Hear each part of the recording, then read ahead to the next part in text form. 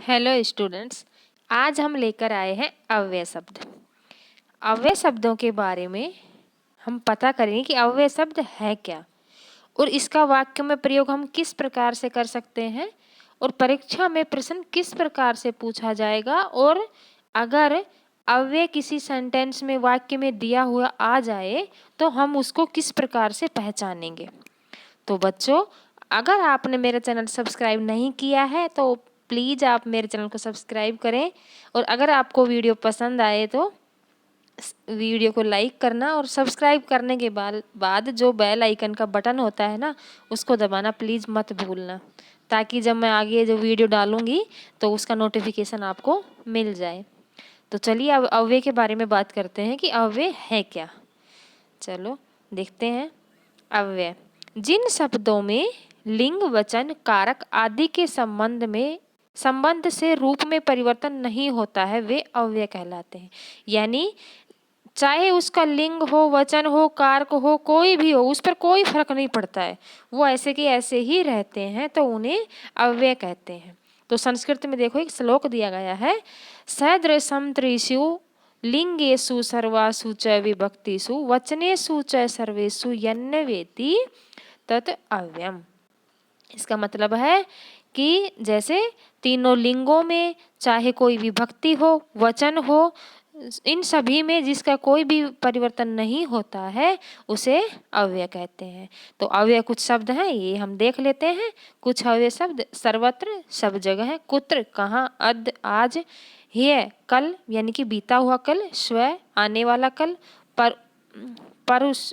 परस्व है परसों, अत्र यहाँ, तत्र वहाँ, यथा जैसे, एव ही तू हो, सह साथ, नमः नमस्कार, यदा जब, कुतः कहाँ से, आम हाँ जरूर, शीघ्रम जल्दी, ततः वहाँ से, वा या, ही चिरम देर से, न नहीं, यदि अगर, इव के समान, पुरा पहले, एवं ऐसा, पुनः फिर, अपि भी, सांप्रतम अब, अद्यः नीचे, यावत जब तक, विना बिना, सिवाय, च और, शनै शनै धीरे धीरे। और हाँ, विभक्तियों में विना है ना, विना के योग में द्वितीय विभक्ति आती है, ये याद रखना, ये एग्जाम में पूछा जाता है आपके में।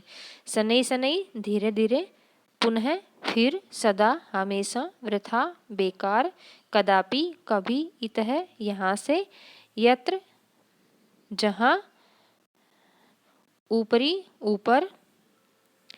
अब ये थे कुछ अव्यय शब्द। आपकी संस्कृत की जो बुक है ना, उसमें अव्यय शब्द बहुत सारे दिए हुए हैं, तो आप उनको देखकर प्रैक्टिस कर सकते हैं, उनका अभ्यास कर सकते हैं। तो देखिए अब परीक्षा में प्रश्न किस तरीके से पूछा जाएगा वो हम आपको बता देते हैं, किस तरह से इनको वाक्यों में प्रयोग किया जाएगा।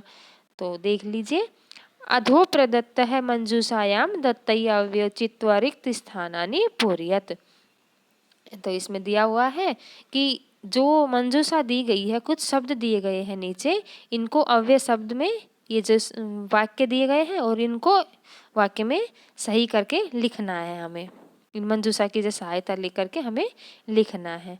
तो पहला है ईश्वर है अस्ति, यानी कि यहाँ पर कौन सा आएगा, ही, च, अत्र, सह, सर्वत्र, यथा, तथा, अपि।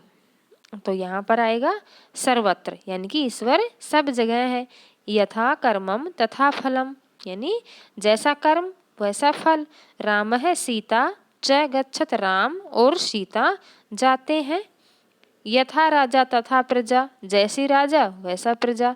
यथा और तथा इसमें अव्यय है, ये ऐसे कि ऐसे रहते हैं, इनका ना तो कोई रूप चलता है ना कुछ इसमें कुछ परिवर्तन हो सकता है, ये ऐसे के तैसे ही रहते हैं। उद्यमेन ही कार्याणि सिद्ध्यन्ति, यानी कि उद्यम से ही कार्य सिद्ध होते हैं, परिश्रम से ही कार्य सिद्ध होते हैं। माता पुत्रेण सह भ्रमति, माता पुत्र के साथ घूमती है।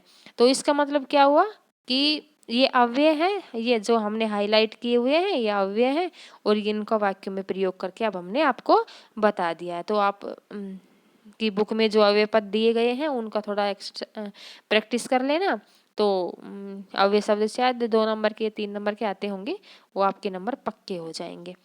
तो और हाँ, जैसे माता पुत्रेण सह भ्रमति, सह के योग में तृतीया विभक्ति आती है। जैसे पुत्रेण में पुत्र है, पुत्रेण में तृतीया विभक्ति है, पुत्रेण। तो इसी तरीके से सह के साथ तृतीया विभक्ति आती है।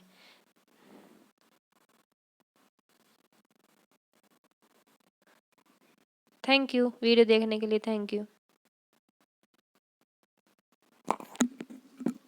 यस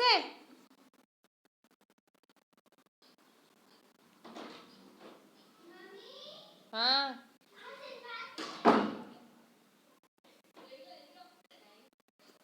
आजा।